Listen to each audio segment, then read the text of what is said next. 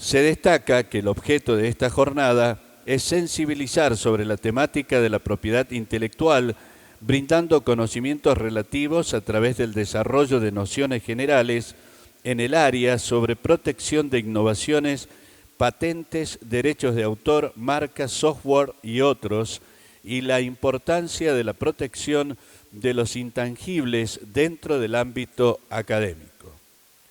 A continuación, hará uso de la palabra la señora Secretaria de Vinculación y Relaciones Internacionales de la Universidad Nacional de Catamarca, doctora Viviana Quiroga. Por favor.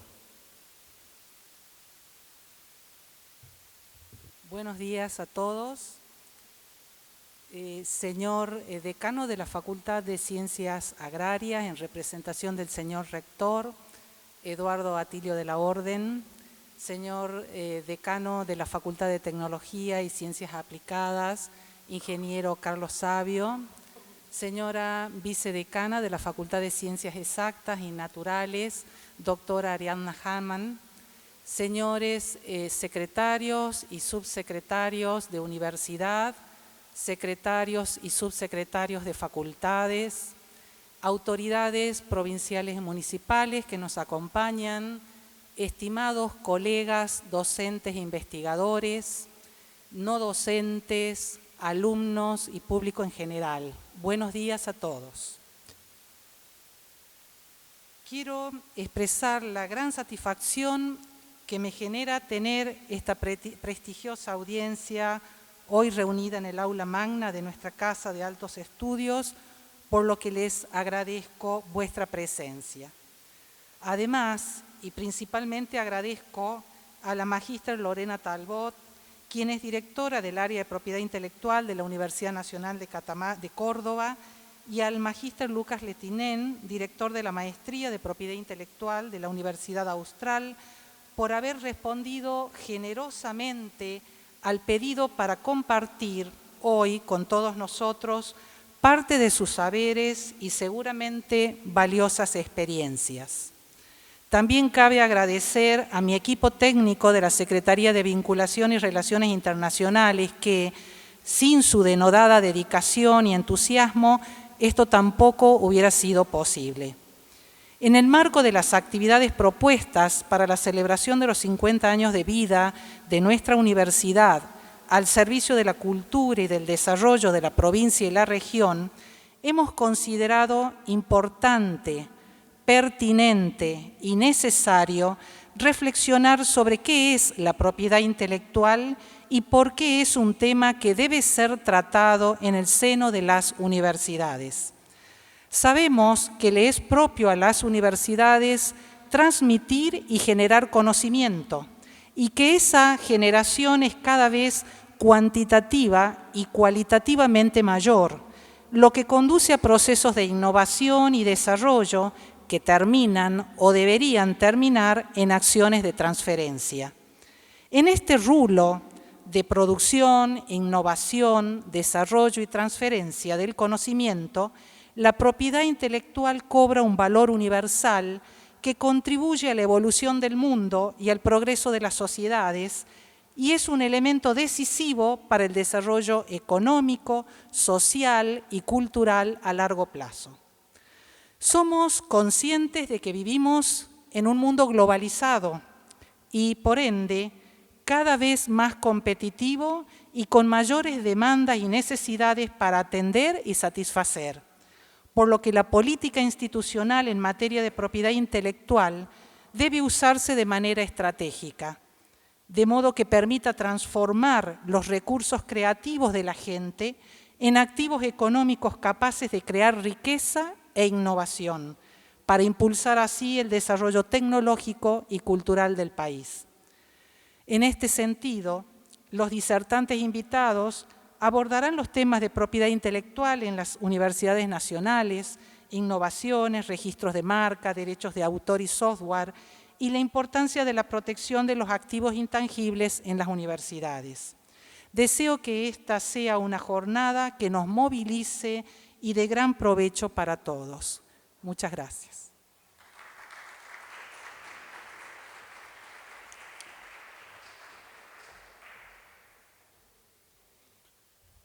Acto seguido, el decano de la Facultad de Ciencias Agrarias de la Universidad Nacional de Catamarca, doctor Eduardo de la Orden, hará uso de la palabra, a través de las cuales dejará formalmente inaugurada la presente jornada.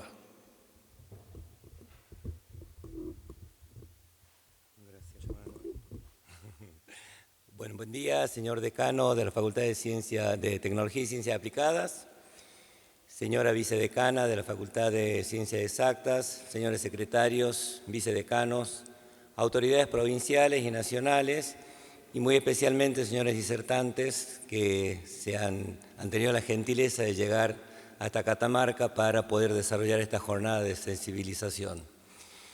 Es muy importante para la Universidad Nacional de Catamarca, en este 50 aniversario de su fundación, realizar actividades como estas, que si son necesarias es porque la universidad ha transcurrido un camino en lo que hace investigación, en lo que hace transferencia, en estos cortos 50 años, y como decía la secretaria, como decía Viviana, la generación de conocimiento es una de las funciones sustantivas que tenemos en la universidad, y es necesario conocer cuáles son, digamos, los mecanismos o hacia dónde van esa nueva generación de conocimientos.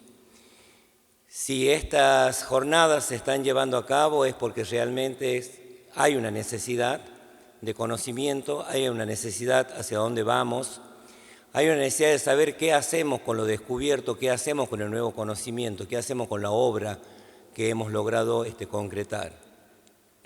Yo realmente agradezco fundamentalmente y felicito, digamos, a la iniciativa de la Secretaría de Vinculación y Relaciones Internacionales por haber tenido la iniciativa de llevar a cabo estas jornadas, y agradezco nuevamente a los disertantes de la Universidad Nacional de Córdoba que se han llegado hasta Catamarca para venir acá, y solo desearles que tengan una jornada provechosa, darles la bienvenida a todos los participantes de esta jornada a la Universidad Nacional de Catamarca y decirles muchas gracias, y de esta manera queda formalmente abierta la jornada de sensibilización. Muchísimas gracias.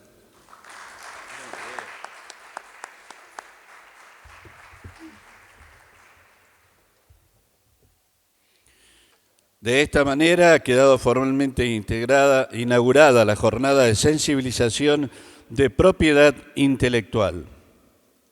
A continuación va a comenzar la primera disertación, que estará a cargo de la magíster Lorena Talbot Wright, directora de la Oficina de Propiedad Intelectual de la Universidad Nacional de Córdoba, quien abordará la temática de la protección de innovaciones, marcas, derechos de autor y software. Ella es ingeniera agrónoma y magíster en propiedad intelectual, directora de la Oficina de Propiedad Intelectual de la Universidad Nacional de Córdoba, asesora de la Fundación para la Incubación de Empresas, coordinadora de Córdoba de la Asociación para el Desarrollo Social, entre otras funciones. Escuchamos a la magíster Lorena Talbot Wright, quien disertará sobre la protección de innovaciones, marcas, derechos de autor y software. Bienvenida. Hola, buen día a todos. ¿Alguien me da una mano con la presentación? Ahí está, gracias. Bueno, un gusto estar compartiendo con ustedes este tema. Agradezco muchísimo la invitación y ser parte de esta celebración de los 50 años en este tema que a mí me apasiona.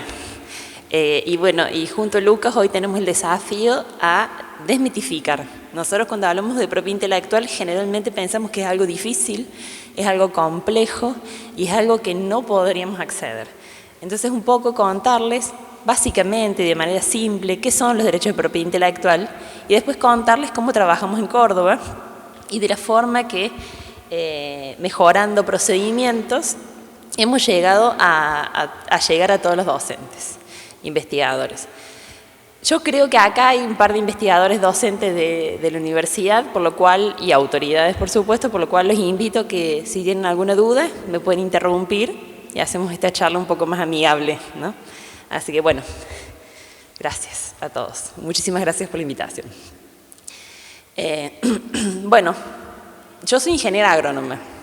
Y hablamos con el decano hace un ratito, y bueno, y terminé trabajando en propiedad intelectual, un lugar que generalmente hay muchos abogados, pero como vamos a ver durante un poco el transcurso de esta jornada, son derechos y que protegen la generación de conocimiento. Y que ¿dónde más hay generación de conocimiento que en las universidades, no? Entonces, lo importante es empezar a trabajar de manera colaborativa e interdisciplinaria. Por lo menos nosotros lo trabajamos ahí, de esa forma, y tenemos buenos resultados. Disculpen, ahí está. Bueno, después seguramente les van a pasar esta presentación. Y bueno, yo estoy en la Oficina de Propiedad Intelectual. La Oficina de Propiedad Intelectual se creó en el 2009, es relativamente una oficina nueva en nuestra universidad, que es una universidad muy vieja, y que depende de la Secretaría de Ciencia y Tecnología. O sea, está rectorado, la Secretaría de Ciencia y Tecnología, y dentro de la Secretaría está la oficina. Nuestra universidad, y yo cuando asumí el rol de directora de la universidad, fue visitar un montón de otras universidades que trabajan en propiedad intelectual y descubrí que todas somos diferentes. No hay universidad igual a la otra en cantidad, en forma estructural, en organigramas. Y copiar la forma que trabaja una universidad y trasladarla directamente a otra no es una sugerencia. Sí aprender de las que trabajan bien. Yo fui a la Universidad Nacional del Litoral, que tiene una trayectoria enorme en vinculación y transferencia, pero nos dimos cuenta que eran diferentes a nosotros. Entonces, en realidad, esto que yo les voy a contar es lo que a nosotros nos funciona. Y algunas buenas prácticas serían súper interesantes volcarlas acá dentro de la universidad. Una universidad que es de 1813, o sea que es una universidad súper vieja. Tenemos 15 facultades y 150.000 estudiantes. Y como van a ver, en la oficina estoy yo y 2 personas más. Entonces, hay algunas cosas que se pueden hacer mejor por una cantidad de recursos limitados. ¿Con quiénes trabajamos? Trabajamos con los docentes de nuestra casa. También brindamos asistencia a los alumnos. Y bueno, y como verán, 15 facultades, trabajamos desde los estudiantes y docentes de agro hasta los estudiantes y docentes de arte, con ingeniería, con ciencias químicas. Entonces tenemos un trabajo súper variado y también eso es lo que hace divertido. Bueno, lo que yo les decía, un lugar de creación de conocimientos. Nosotros estamos en un espacio donde una de las misiones es la extensión y la generación de conocimiento científico, tecnológico, cultural y artístico, ¿no? Y son creaciones del intelecto humano. Nosotros entonces en la universidad constantemente vamos a estar ante la presencia indirecta de propiedad intelectual. Esta es mi misión, que se den cuenta que en todas las actividades que ustedes realicen, desde que nos estén filmando ahora, hasta algún trabajo práctico que ustedes estén haciendo, algún descubrimiento, alguna invención, van a estar ante la presencia de propiedad intelectual. Y tenemos, todas las universidades nacionales, tenemos un problema. Acá seguramente también hay investigadores de doble dependencia. Entonces yo cuando hablo de universidades también hablo del CONICET, el Consejo Nacional de Ciencia y Tecnología, donde los investigadores muchas veces, ya vamos a ver en un diagnóstico que yo hice, tienen 2 jefes. Entonces también estamos ante la presencia de diferentes complejidades. Pero la complejidad más importante que nosotros vemos es que el conocimiento que generamos muchas veces no se transfiere de manera eficiente a la sociedad. ¿Por qué? Por un montón de razones, pero una de las cuales, y nosotros creemos que la propiedad intelectual es una herramienta que ayuda a que las empresas les interese más esos desarrollos que se generan en la universidad. Eso a modo de introducción, después voy a ir un poquito más rápido, más amplio, disculpen. Y la idea no es darle una clase de propiedad intelectual, pero sí que se sensibilicen y que empiecen a entender y que empiecen a sonar, que a ustedes les empiece a sonar. Uy, bueno, yo estoy desarrollando contenido para mi materia, tengo que tener en cuenta el derecho de autor, estoy en mi laboratorio generando una nueva proteína, pueden estar ante una invención. Entonces, esto es súper simplificado, lo aclaro porque acá los expertos en propiedad intelectual me van a decir, Laura, esto es muy simple, pero la idea es esta, ¿no? Que ustedes se vayan con un panorama general de la propiedad intelectual y después se pueden ir especializando en algunas áreas. A modo general, vuelvo a decir, podemos pensar la propiedad intelectual con dos grandes grupos. Uno que es el derecho a autor y otro lo que es la propiedad industrial. En nuestra oficina trabajamos y colaboramos en la protección de toda la propiedad industrial de la universidad, pero también acompañamos en la gestión del derecho a autor. ¿Y por qué? Porque el derecho a autor está orientada a la creación de obras intelectuales, ¿no? A la creación de la mente humana, principalmente. Estamos hablando de obras artísticas, estamos hablando de obras literarias, estamos hablando de los papers, ¿no? Y cuando nosotros hablamos de derecho a autor en la universidad, uno de los ejes en el cual nosotros trabajamos es en el plagio, ¿no? El plagio es una atribución de un autor en el cual no es el creador de la obra. Entonces en la universidad nosotros, por ejemplo, tenemos el programa de tutela del derecho a autor que trata y trabaja en los temas de plagio. Muchos plagios nosotros vemos, tanto en los estudiantes de grado como de posgrado, y en materiales didácticos. Entonces, lo que nos protege el derecho de autor es esa creación original de esa obra que nosotros tenemos, donde tenemos la autoría moral, que es el creador de la obra, que siempre debe ser reconocida. Esto es muy rápido lo que les voy a decir. Y después tenemos todo lo que está relacionado a los derechos patrimoniales de las obras, que están relacionados a la puesta a disposición y el uso de esas obras comerciales, de manera comercial.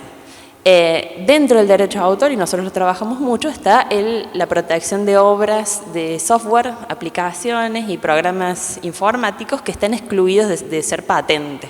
Entonces, cuando alguien viene a mi oficina a decirme, Lore, desarrolla una aplicación, desarrolla una base de datos, una página web, un software, empezamos a trabajar y hacemos un depósito que, bueno, amerita otra clase importante de la protección del derecho a autor. Entonces, ustedes si están ante alguna de estas situaciones que yo les estoy comentando, tienen que empezar a pensar que tienen un derecho, que ese es el derecho a autor, donde les tienen que reivindicar la originalidad y en el cual se puede regular de alguna forma el uso de esas obras, ¿no? Eso es lo que hablamos de derecho a autor.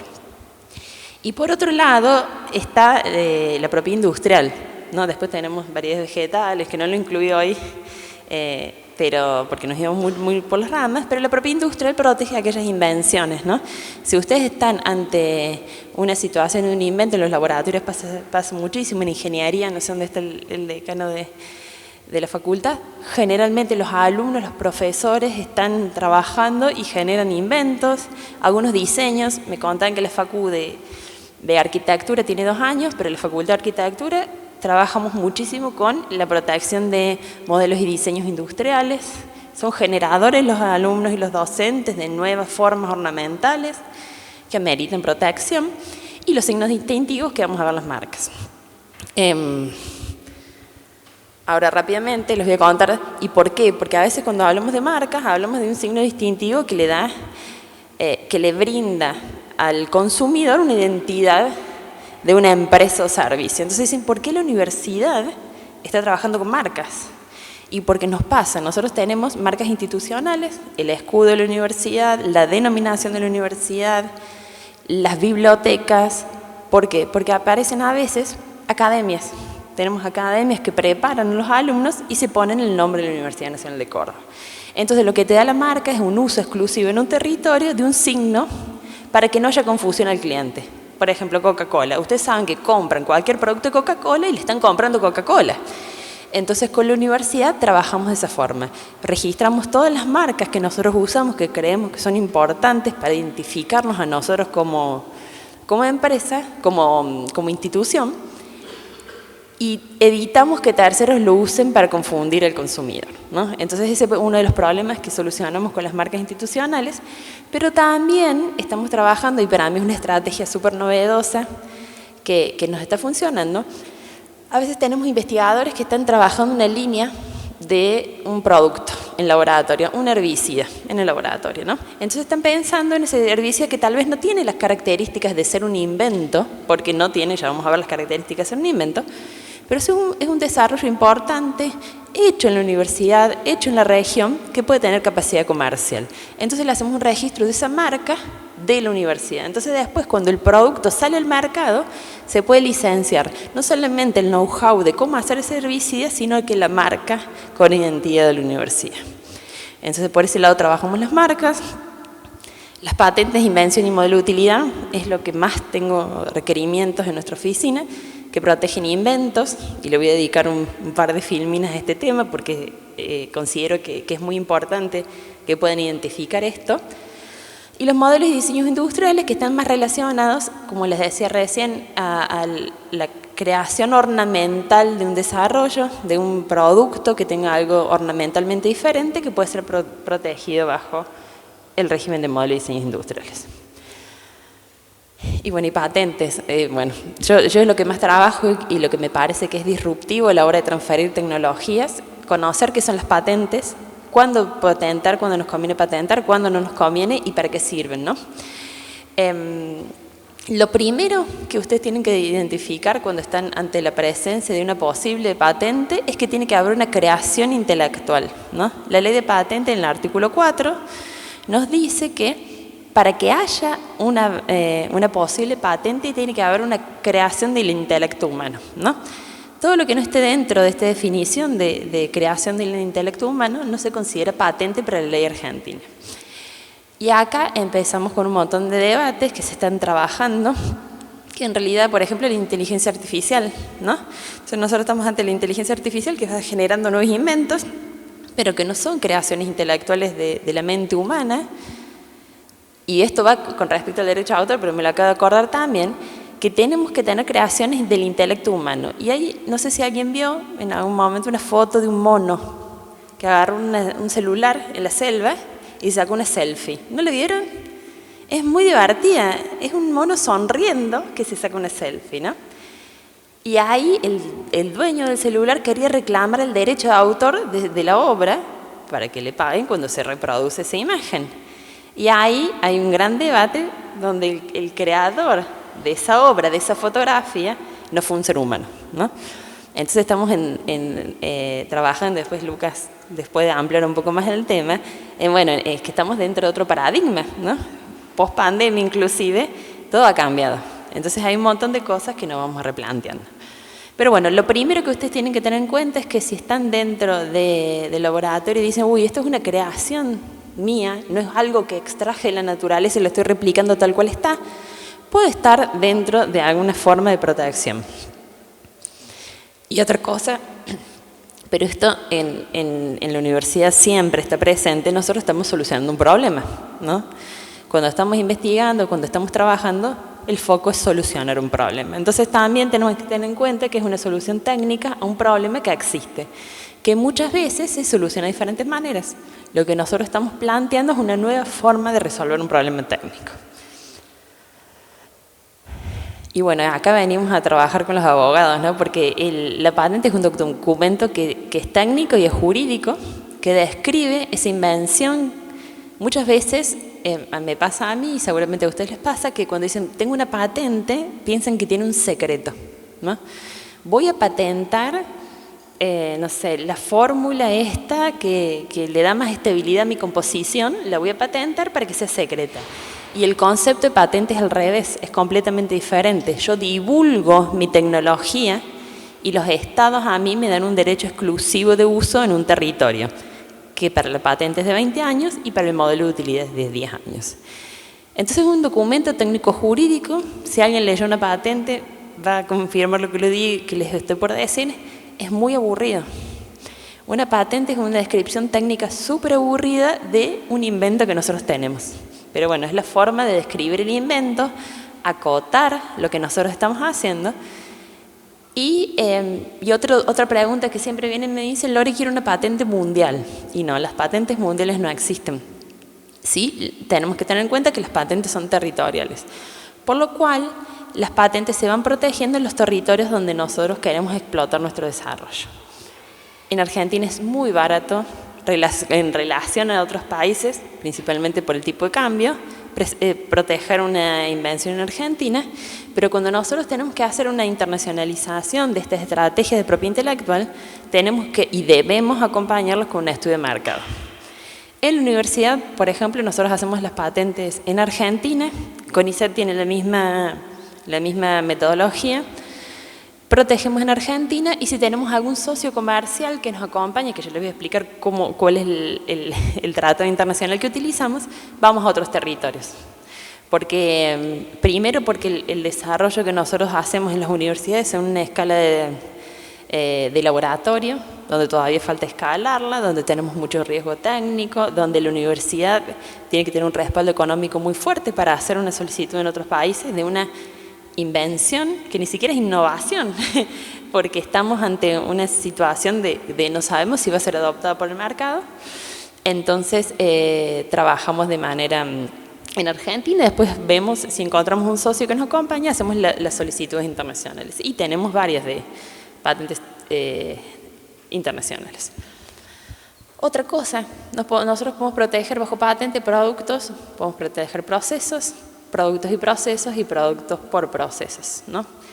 Yo siempre trato de ir, aunque después me acoten el alcance de la patente, de hacer un producto novedoso acompañado por su proceso.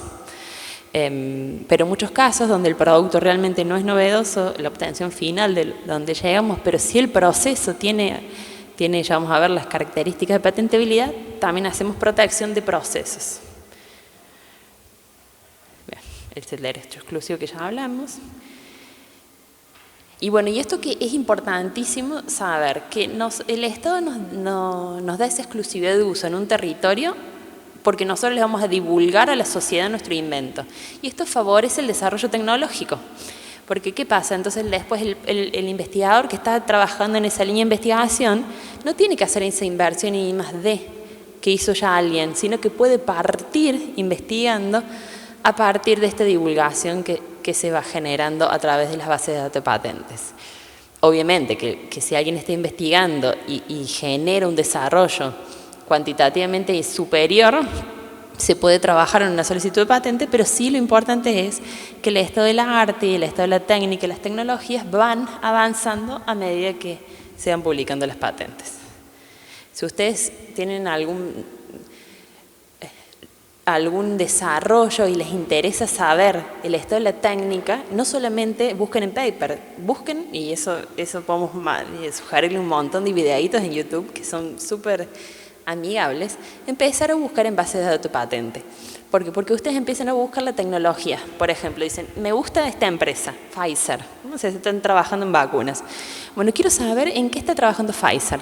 Se puede buscar por solicitante, entonces nosotros podemos ver tecnológicamente cuáles son las últimas patentes que presentó Pfizer o que presentó alguna otra empresa que a ustedes les interesen, o por tecnología se puede buscar, o se puede buscar por fecha. Entonces la verdad que la propiedad intelectual dentro de la universidad sirve antes de empezar una línea de investigación para detectar si nuestra línea de investigación va a ser novedosa, durante la investigación para ver si nosotros podemos dar una vuelta de rosca a lo que estamos trabajando y obviamente al finalizar el desarrollo para poder protegerlo y transferirlo a la sociedad, ¿no? Que eso es uno de los objetivos que nosotros tenemos como universidad. ¿Por qué patentar? ¿Y por qué las instituciones deberían hacer un esfuerzo en generar estas herramientas? Y porque la empresa que quiere adoptar la tecnología, empresa o institución, le interesa muchísimo ese uso exclusivo de la tecnología. Nosotros trabajamos dentro de la Secretaría de Ciencia y Técnicas, trabajamos con la incubadora de empresas. La incubadora de empresas son docentes investigadores o alumnos que tienen una idea y quieren hacer su propio emprendimiento. Y nos encontramos con la situación de que los inversores, lo primero que le preguntan es, ¿venden? Y la segunda pregunta es, ¿tienen protegido algo dentro de su emprendimiento? ¿Cuál es el portfolio que tienen de propiedad intelectual? A los inversores les interesa muchísimo que las empresas incipientes, porque les estoy hablando de emprendimientos de la universidad, donde son súper incipientes, empiecen a pensar en la protección de sus activos tecnológicos. Porque las empresas cuando adquieren este tipo de tecnologías les interesa muchísimo este uso exclusivo, porque les genera esa ventaja competitiva de usarlo en ese territorio a ese desarrollo. Por ejemplo, por 20 años si fuera patente. Obviamente impedimos que los competidores copien en los países protegidos y también mejora la publicidad. Porque sin lugar a dudas, para las instituciones y para las empresas, las patentes son un indicador de innovación. Una empresa que tiene un gran portfolio de patentes, una universidad que tiene un gran portfolio de patentes, es uno de los indicadores que nosotros podemos inferir que son instituciones innovadoras. Bueno, bueno, yo siempre digo la eficiencia y la transferencia del conocimiento. Rápidamente, yo les dije primero, creación del intelecto humano, solución a un problema técnico existente, y estos tres son los más complejos de definir. El invento que ustedes tengan tiene que tener novedad absoluta a nivel mundial. Las patentes son territoriales, por los cuales los protegen los países que ustedes solicitan la protección. Hay un montón de tratados internacionales que permiten hacer una única solicitud y después, pero sí o sí, siempre se ratifica en diferentes países. Entonces la novedad tiene que ser absoluta. Hay que buscar, hay que tomarse el trabajo de determinar la novedad del invento. Nosotros, por ejemplo, en la oficina, antes teníamos recursos humanos que buscaban la novedad de los inventos de los investigadores que venían a la oficina, pero ahora lo estamos complementando y esto me parece que es un lindo consejo, que el INPI, el Instituto Nacional de Propiedad Industrial, hace informes de búsqueda de la estela técnica, ¿no? Uno le presenta la descripción de un invento y el INPI nos devuelve un informe de estela técnica. Y es maravilloso porque son gente que está entrenada para buscar. Es barato hacer un informe, solicitar un informe, y nos permite después complementarlo, por supuesto, con las informaciones que nosotros encontramos en la oficina, determinar el estado de la tecnología. Entonces es una sugerencia. Empezar a buscar nosotros, aprender a buscar nosotros, y en algunos casos podemos complementarlo con un informe de búsqueda dentro del INPI. Otro de los requisitos, que es un poco más subjetivo, porque la novedad es existe o no existe. En cambio, la actividad inventiva es la no obviedad del invento, ¿no? Y lo que indican todos los tratados y la ley argentina dice que no sea obvio para un experto en la materia, ¿no? Que esa solución no sea obvia, que esa unión de elementos tenga un efecto técnico que sea inesperado, ¿no?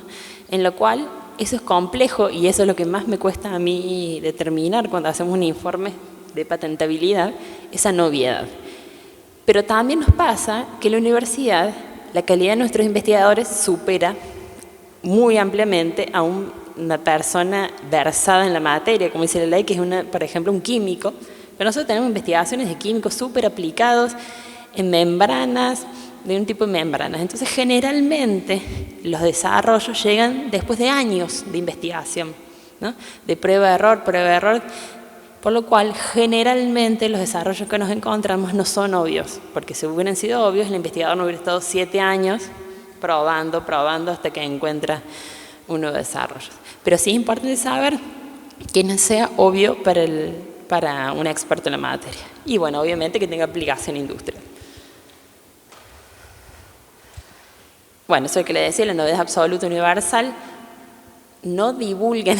A mí me pasa mucho también que cuando hacemos un análisis de novedad, el mismo investigador publicó un paper con lo que hizo.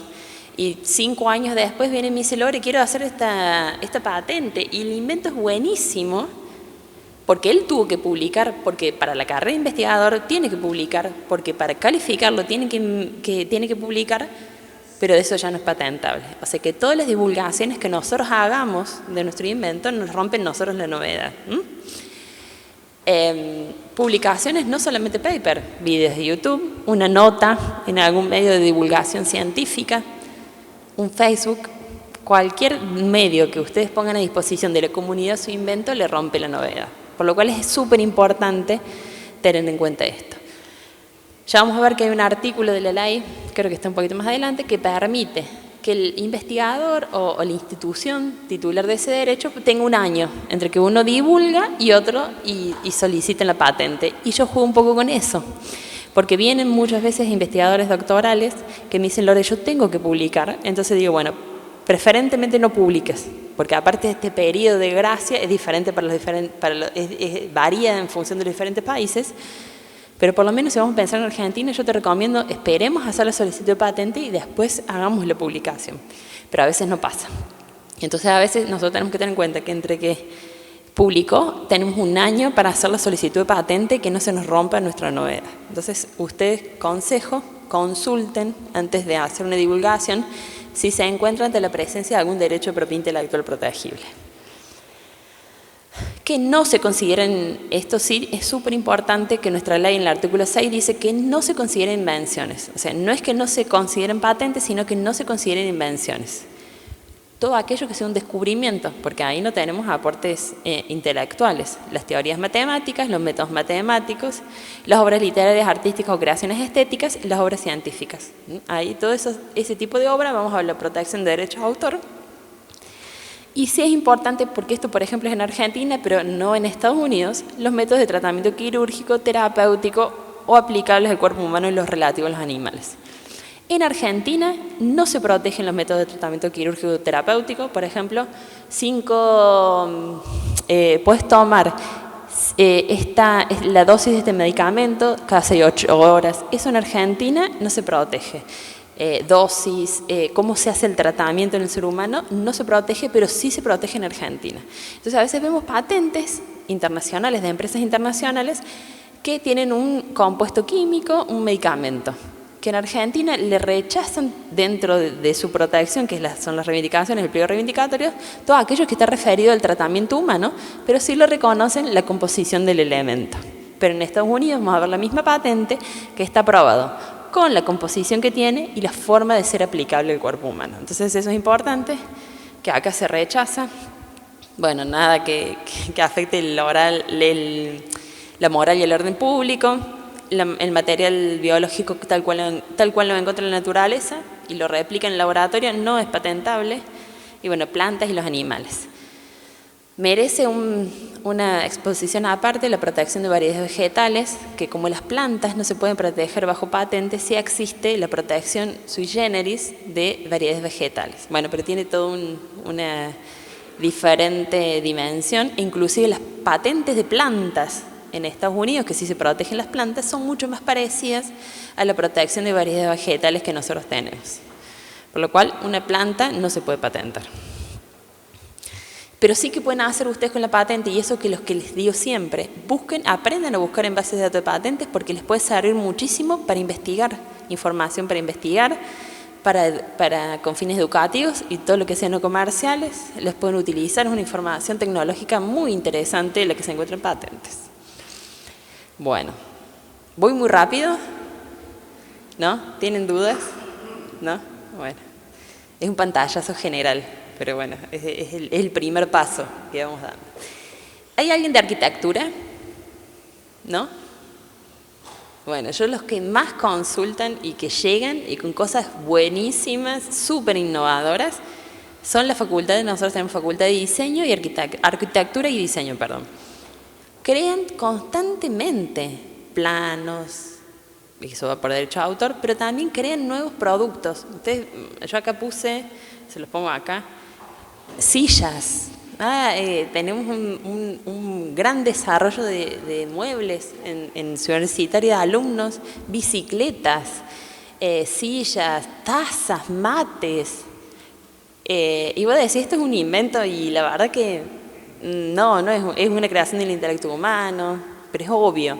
Y acá la diferencia radica en la forma estética, la forma ornamental que se le genera. Entonces nosotros vemos ¿qué pasa? La gente de diseño estudian, por ejemplo, cómo funciona la mano, estudian cómo es mejor sentarse. Yo ahora estoy más sentada, pero estudian cómo es mejor sentarse, y la base de ese estudio que ellos trabajan, se la dan a un objeto, y ese objeto es ornamentalmente diferente. No es una patente, porque no cumple los requisitos de patentabilidad, pero sí es un desarrollo que se puede proteger bajo el régimen de modelos y diseños industriales. No se lo confunde con el modelo de utilidad, que es la protección de invención, pero los modelos y diseños industriales son este tipo de productos que cuando estamos en 2D es diseño, y cuando estamos en 3D es modelo. Por ejemplo, los símbolos gráficos, logotipos y las interfaces, ¿no? Nosotros tenemos un montón de chicos que trabajan con aplicaciones y desarrollan nuevas interfaces que ornamentalmente son diferentes, porque la verdad que el código del software a veces es lo mismo, pero ornamentalmente es diferente y se puede proteger bajo el régimen de diseño industrial. ¿Qué tiene de diferencia? Cuando hacemos una patente hay un estudio de fondo donde nosotros decimos que esas condiciones de novedad, altura y medida de aplicación industrial se cumplen. Hay un estudio grande de fondo, el proceso de patente es largo. En cambio, la protección de modelos y diseños industriales ahí les dejo el link también del INPI, donde pueden chusmear un poco más de información. Es rápido porque es una declaración, ¿no? Una declaración jurada de originalidad, de que uno es el autor, por lo cual en una semana uno hace la presentación en el INPI de ese modelo con unas características que te piden, de las figuras, de las vistas de las figuras, etc. Pero en una semana nosotros tenemos el título oficial, diríamos, de una institución que nos da de un diseño y modelo industrial. Entonces, para los alumnos principalmente, aquellos que son emprendedores y quieren generar un emprendimiento basado en estos desarrollos, este es un derecho de propiedad intelectual que es rápido, fácil y que le da muchísimo valor. Bueno, nuevos originales tienen que ser, son 5 años, se renuevan 5 años más, o sea, la protección no es infinita, sino que todos los derechos de propiedad intelectual industriales tienen un tiempo, una temporalidad, para que luego pase el dominio público y pueda ser utilizado. Y no quería terminar el tema, porque después les vengo a contar un poco cómo trabajamos en Córdoba, es por qué es importante en este contexto trabajar con los derechos de propiedad intelectual y los conceptos de innovación abierta. ¿Saben cuando hablamos de innovación abierta a qué nos referimos? Generalmente, o hasta hace un tiempo, se trabajaba de manera lineal. Esto es una empresa, pero podemos pensar en la universidad también. Se hace un proyecto, se empezaba a trabajar, forma de embudo y se lleva al mercado. Con ese producto que llevamos al mercado no tenemos interacción de uso de los usuarios, no trabajamos interdisciplinariamente, no hacemos pruebas del producto, entonces teníamos un riesgo altísimo de adopción por el mercado. Innovación abierta es cuando el embudo tiene poros, donde nosotros empezamos a trabajar colaborativamente. Entonces, usted está en el laboratorio de agronomía, porque me pasó, y dicen, quiero solucionar un hongo de la planta de la papa, que me trae muchos problemas. Tengo esta idea. Me voy con el laboratorio de ciencias químicas para ver si lo podemos encapsular a esto que yo quiero pensar para que esté más disponible en el tiempo. Bueno, perfecto, dicen, dentro de la misma institución. Entonces empezamos a trabajar juntos. Y después dicen, pero esperen, no tenemos ensayo a campo. Vamos con el INTA a hacer un ensayo a campo. Salimos del embudo. Y el INTA le dice, me encanta, vamos a probarlo con un proveedor. Vamos a probar con alguien que le interese el producto y que nos dé el feedback antes de nada. Todo esto, esta transferencia de conocimientos, que es la innovación abierta, que hace que nosotros podamos trasladar algunos aspectos de investigación y desarrollo fuera de la institución, es súper importante trabajar con la propiedad intelectual. Y a medida que nosotros nos vamos uniendo, cuando estamos intra-universidad no hay problema, pero cuando nos vamos de la institución y empezamos a trabajar, tenemos que empezar a pensar en todos los que son los convenios. Y todos esos convenios tienen aspectos de propiedad intelectual. ¿Quién va a ser el titular del derecho? ¿Cómo vamos a distribuir el derecho? Si hay regalías, ¿cómo las vamos a distribuir? Todo eso es súper importante pensar, porque seguramente las empresas se van a acercar a la universidad a pedir desarrollos. Y en esa línea, en la innovación abierta, hay un montón y nosotros trabajamos mucho con eventos de desafíos, donde nosotros nos acercamos a las empresas, le preguntamos qué necesitan y después llamamos a la universidad quienes pueden responder estas demandas de las empresas. Y en estos vínculos y en estas transferencias de tecnología, sobre todo cuando empezamos a trabajar de manera muy colaborativa, tenemos que ser muy responsables desde un inicio en regular estos aspectos de propiedad intelectual, ¿no? Porque si no nos pasa, que lo que voy a contar a continuación, que como universidad perdemos el conocimiento y nunca podemos apropiar de esos beneficios que se generan en el mercado. Así que bueno, no quería terminar esta primera etapa de la exposición sin dejarles esta filmina que a mí me parece súper interesante, porque es así, porque cuando empezamos a trabajar en vinculación y transferencia tecnológica, empezamos a hablar con un montón de actores. Así que, ¿alguien tiene alguna duda? Sin vergüenza. Sin vergüenza. Yo, sí.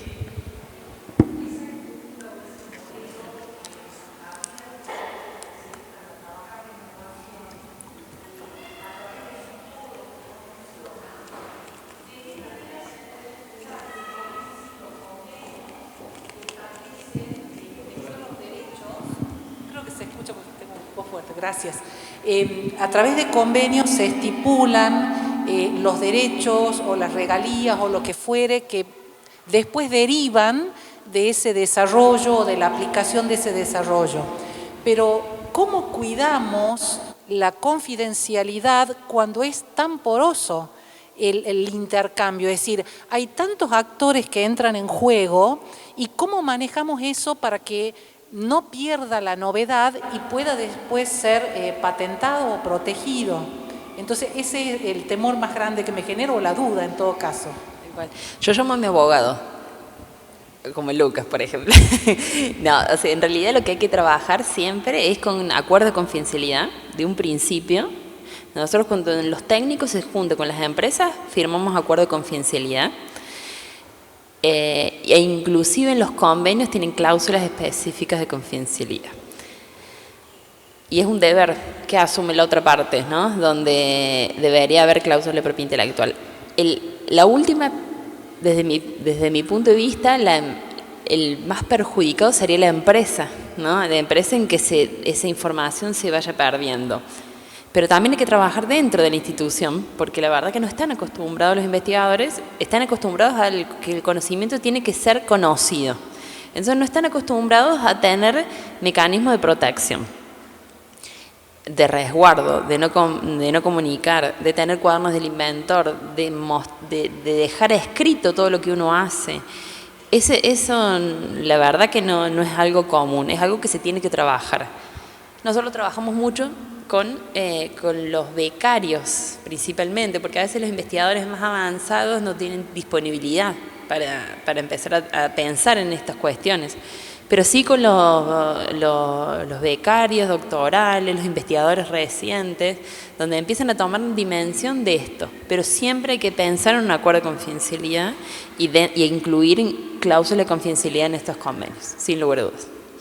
Bien, perfecto, muchas gracias. Bueno, Otra, gracias. y dejo Sí. el micrófono, porque se van generando muchas dudas, es decir, se va abriendo la cabeza y se generan los interrogantes. Eso significa, para generar esos convenios y dejar todo perfectamente aclarado y asentado, que los actores que intervienen en esos convenios tienen que conocer o tener muy claro este tema.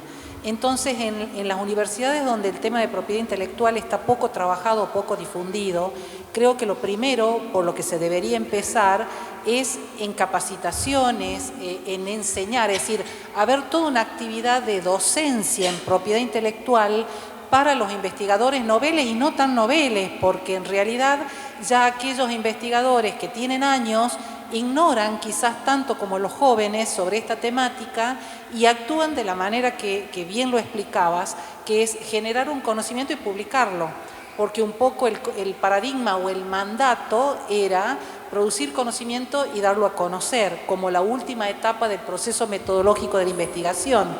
Entonces, pienso que el paso fundamental es empezar a formar a la comunidad universitaria en este tema, pero con una formación sistemática, para que sea fuerte y quede claramente establecido, y de última sea el investigador el que opte por decir, bueno, yo publico, o bien cuido estos aspectos, publico esto, esto no, cuido esto otro, porque creo que puede ser protegible, ¿sí?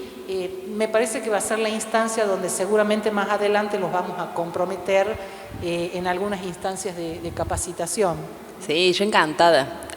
No quiero espolear lo que viene adelante, pero sí, es el principal punto donde hay que trabajar. Es lo principal, es sensibilizar y capacitar a la comunidad.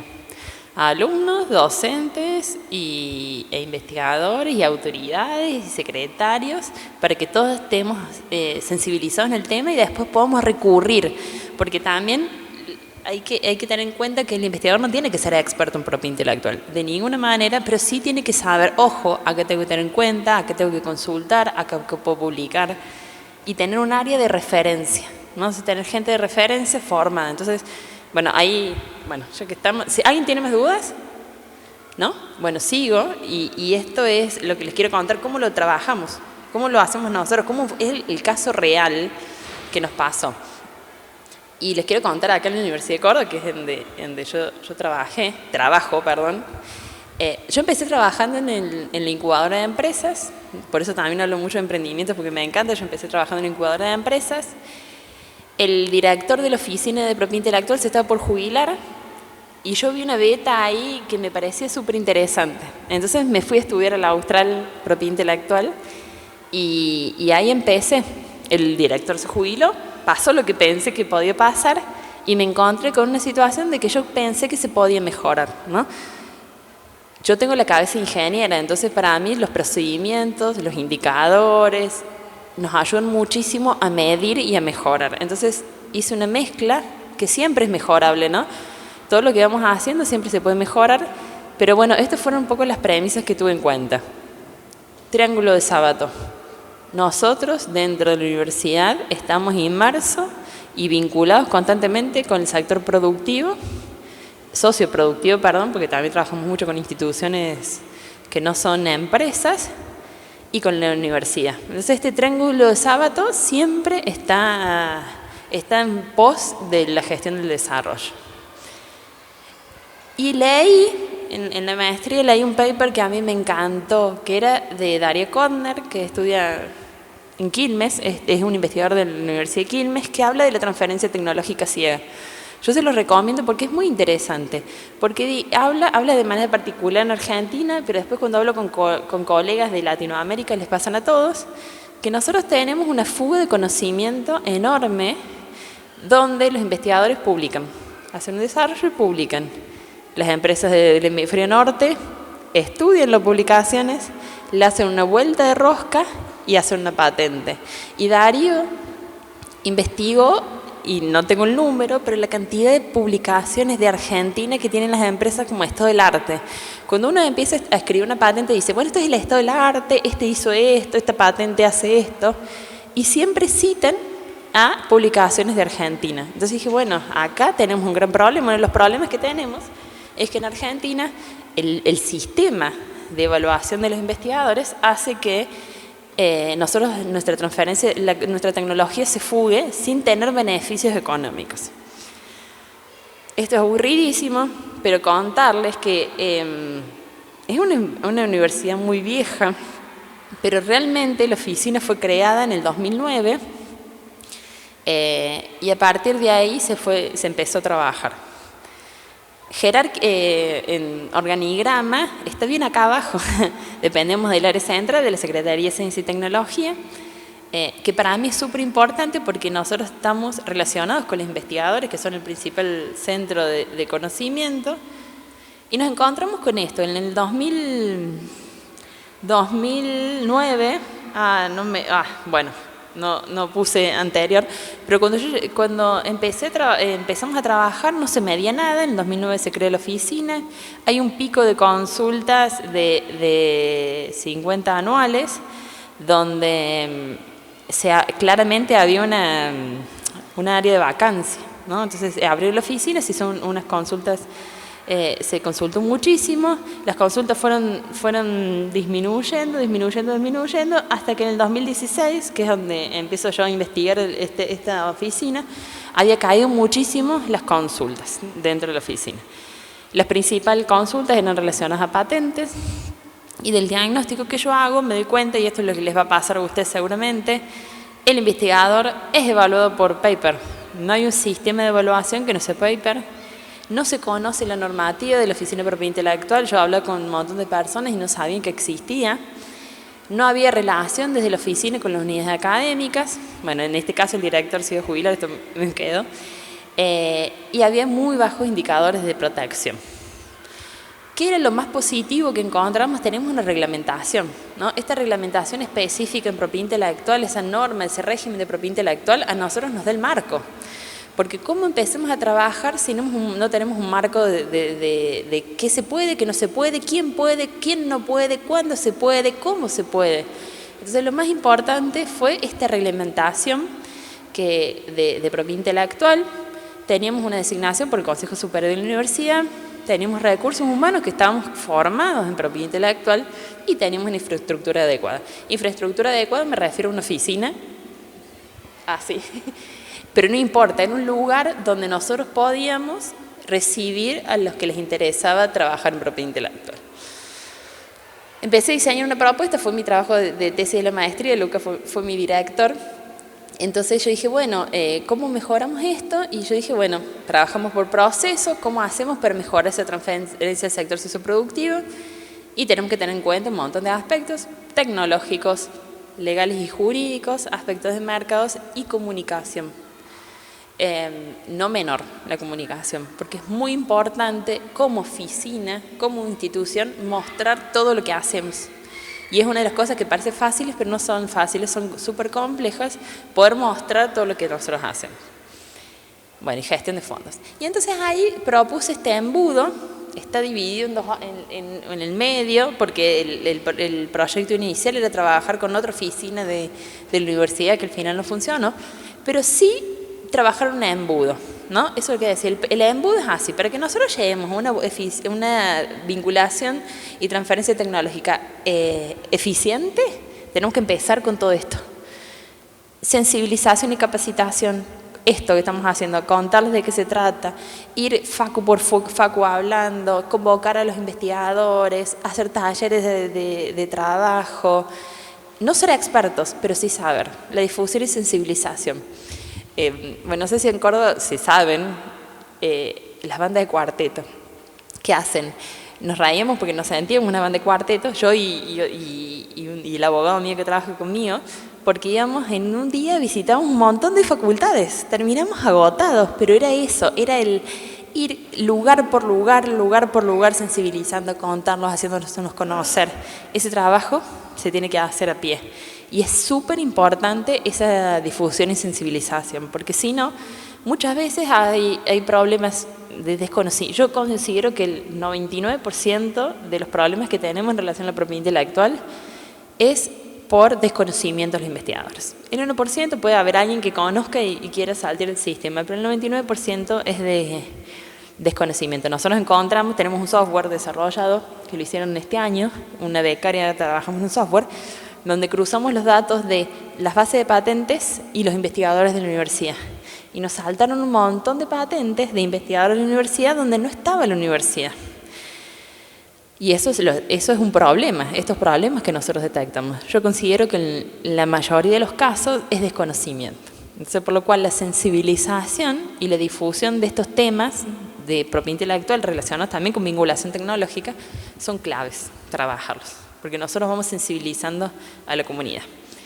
Y después dije, bueno, vamos a sensibilizar un montón y van a llegar a la oficina consultándome, porque cuando uno despierta, que seguramente son cosas que tal vez no se dan cuenta que tenían dudas, pero seguramente tenían dudas, van a llegar a la oficina. Entonces diagramamos una etapa de diagnóstico, que son entrevistas con los interesados en temas de propiedad intelectual.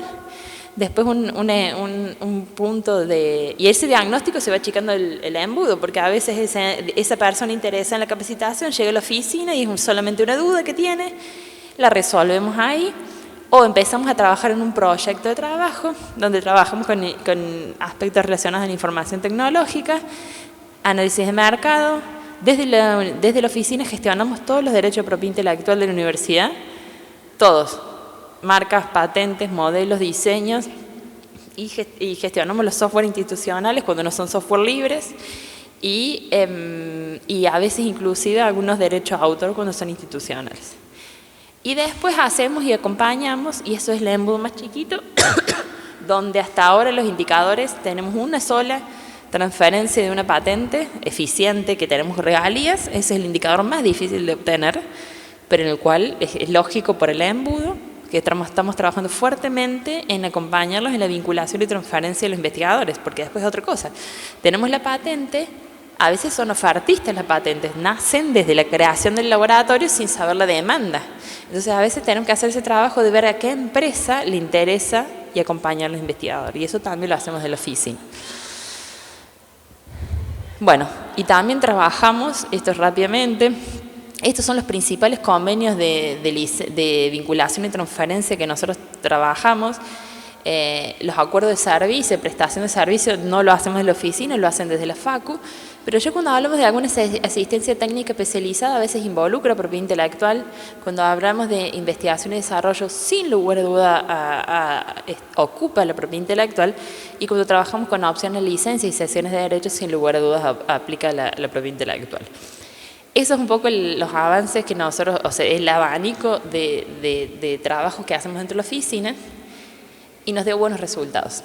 Empezamos a trabajar tomando como punto cero el 2015-2016, y esta sensibilización virtual y presencial. A mí me gusta mucho la presencialidad, porque tiene esto de ida y vuelta, que seguramente si volvemos a encontrarnos van a tener un montón de preguntas, pero la virtualidad también sirve cuando son temas un poco más generales. Entonces empezamos a capacitar y trabajamos muchísimo en que nosotros, estas personas capacitadas es muchísimo, partiendo de cero. No sé, en el 2021, en medio de la pandemia, capacitamos 450 personas en temas de propiedad intelectual. Las entrevistas empezaron a crecer un montón, porque una vez que uno les da herramientas a los investigadores, empieza a tener dudas. Es muchísimo más trabajo, pero es fantástico. Empezamos a tener muchísimas más consultas.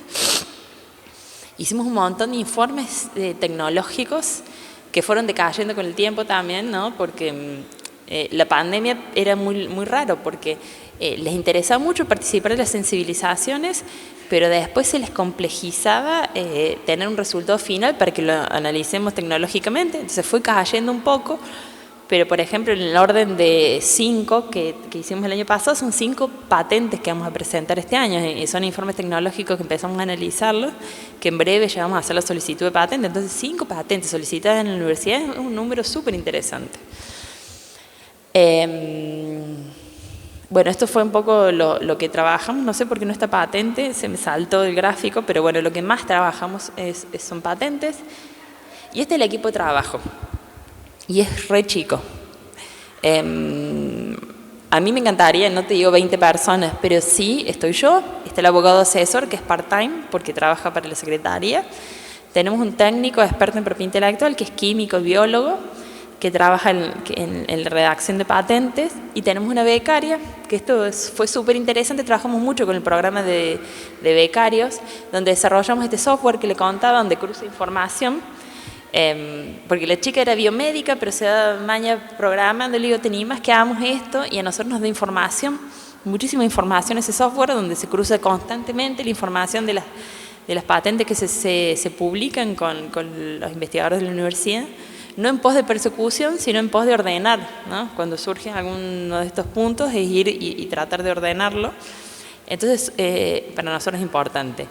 Entonces, este trabajo interdisciplinario, o sea, nosotros en la oficina siempre buscamos que seamos de diferentes disciplinas, donde tengamos diferentes miradas, diferentes experiencias.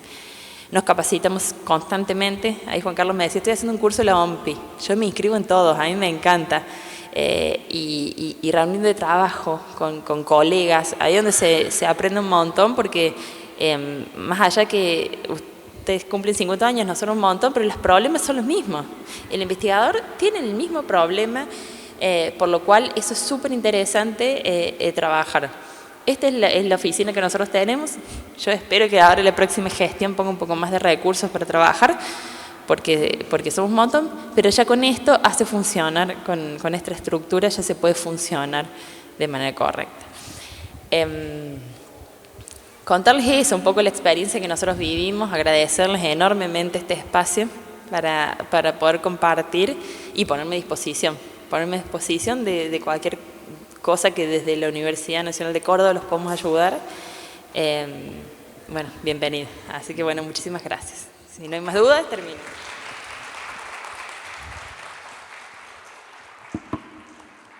Tenemos la posibilidad de hacer algunas preguntas. Por favor, quienes quieran participar, que levanten la mano.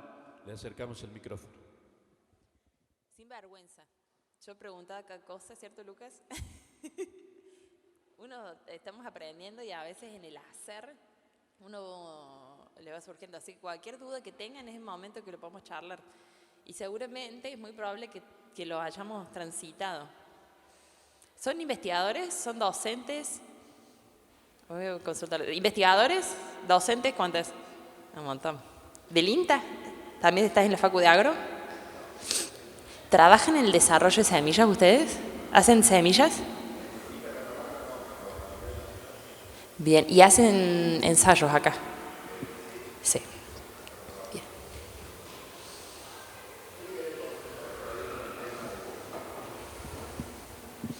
Un poco con el tema de lo que son software o modelos, que eso sí tenemos unos equipos de trabajo que sobre todo un compañero que está trabajando mucho con el desarrollo de todas estas tecnologías de Arduino, qué sé yo. Bueno, es como que él tiene un equipo y está trabajando, desarrollando algunos tipos de aparatos, digamos. Lo que yo te quería consultar, ¿cómo entra el tema o cómo encuadra el tema de las patentes o los modelos cuando por ahí se copian ciertos códigos, pero se generan nuevos códigos, digamos, a partir de códigos antiguos de programación y terminan desarrollando algún tipo en el caso particular de algunos medidores, está haciendo algunos equipos que son experimentales por ahora. ¿Cómo eso en dónde se encuadra o cómo se trabaja ese tipo o si es patentable? Va por ahí un poco mi duda. Bueno, el software no se protege como patente, se protege bajo el régimen de derecho de autor. Y bueno, después, Lucas, si querés vos a ampliar un poco más, porque no soy experta en software. En realidad todo parte de algo, o sea, no hay nada que parte de la nada, por lo cual siempre el estado de la técnica existe, por lo cual nosotros trabajamos por encima de ese estado de la técnica, por lo cual el software debería ser novedoso, debería ser original con respecto a lo que existe. ¿Qué pasa? ¿Cómo se protege el software? Se protege primero contractualmente, súper importante hacer contratos de uso, de licencia, si uno lo quiere explotar. Pero también se puede hacer el depósito en la Dirección Nacional de Derecho de Autor como obra publicada o como obra inédita, pero ahí no te van a analizar la originalidad de la obra. Lo que vos haces es hacer un depósito y una presunción de autoría, o sea que vos sos el autor de ese software en la fecha que lo depositaste. Y eso sirve de prueba para que en caso, Lucas, corregime, en caso de algún conflicto judicial se pueda tomar como prueba eso que vos hiciste de depósito, ¿no? Es una de las pruebas reales de que vos fuiste el autor en esa fecha de ese código. ¿Qué pasa? El código va mutando, ¿no? Entonces generalmente los programadores están mejorando ese código, por lo cual a veces yo siempre les hago la sugerencia es que vayan haciendo nuevos depósitos de esos códigos nuevos para que tengan la prueba de que ustedes son los autores en ese momento de ese código. No sé si querés agregar algo más, Lucas me mira. ¿Algo más, no? No, porque los abogados manejan más el tema, porque en realidad la protección generalmente va acompañada de contratos, ¿no? De contratos de uso, del desarrollo. No es como una patente que te hacen un examen de fondo y determinan que esa patente es novedosa, tiene aplicación industrial y tiene novedad, por lo cual vos podés tener certeza de esa novedad del desarrollo. Con software no es lo mismo. Pero eso sí es una buena práctica. Y, bueno, en la universidad tendré que consultar a los chicos y en el INTA también, en el área central, para ver si lo pueden proteger. Porque es súper interesante, porque los contratos, cuando haces un contrato de licencia de uso de ese desarrollo, te piden muchas veces el número de depósito en derechos de autor. O no sé si te lo piden, pero lo puedes agregar. Puedes agregar. Claro, sí, el software es una parte, digamos, dentro de todo este equipamiento, o sea, es... Ah, tiene un hardware. Claro, Bueno. Va acompañado de un hardware, digamos, sí. Bueno, por ejemplo, yo tuve el caso en la universidad de un sensor de humedad que tenía un software. Entonces separamos el hardware, hicimos el análisis de la patente del hardware, que es el dispositivo, que es ese producto, hicimos el análisis de patentabilidad y entonces hicimos complementamos la solicitud de patente del dispositivo, hicimos después el depósito de autor del código que maneja ese dispositivo. Perfecto, muchas gracias. No, bueno, de nada. ¿Alguna otra inquietud? Allá las chicas ¿No? del fondo, ¿nada? ¿Son estudiantes, chicas, ustedes? ¿Sí? ¿De qué facu? Ah, bueno, se van a acordar de mí toda la carrera. Sí, yo trabajo muchísimo con la Facu de Ciencias Exactas y es súper importante que tengan en cuenta esto de derecho a autor, sin lugar a dudas, y también de las invenciones que pueden ir generando en el marco de desarrollos. También se van a acordar de mí si hacen pasantías con algunas empresas donde también pueden trabajar de manera colaborativa, desarrollos. Así que qué bueno tenerlas acá, que vayan desde un principio entendiendo temas de propiedad intelectual. Así que bueno. Allá. Muchas gracias. Vamos a hacer un corte ahora. Dale, una queda ahí y hacemos el corte. Ahí. Bien. Perdieron la vergüenza. Ahí está. Muchas gracias. Muy breve. Quería consultar cuál es la experiencia de la Facultad de Ciencias Económicas, si tienen alguna experiencia en propiedad intelectual o no. Bueno, con ciencias económicas, ¿qué trabajamos con ciencias? Generalmente no vienen con un invento. Sí vienen con aplicaciones, muchas aplicaciones web que desarrollan los alumnos. Y lo que trabajamos con ciencias económicas son estos eventos de vinculación tecnológica. Trabajamos mucho con ellos y con aspectos de mercado para determinar en dónde hacer la estrategia de propiedad intelectual. O sea, es una alianza súper estratégica porque nos permite relevar muchas veces demandas del sector socioproductivo para después buscar en la comunidad de la universidad soluciones y son emprendedores natos. Entonces también a veces trabajamos combinándolos con equipos técnicos de trabajo para que trabajen de manera colaborativa. Pero sí, sin lugar a dudas, este trabajo multidisciplinario con económicas es clave en temas de propiedad intelectual, sí. Muchas gracias. No, bueno, gracias.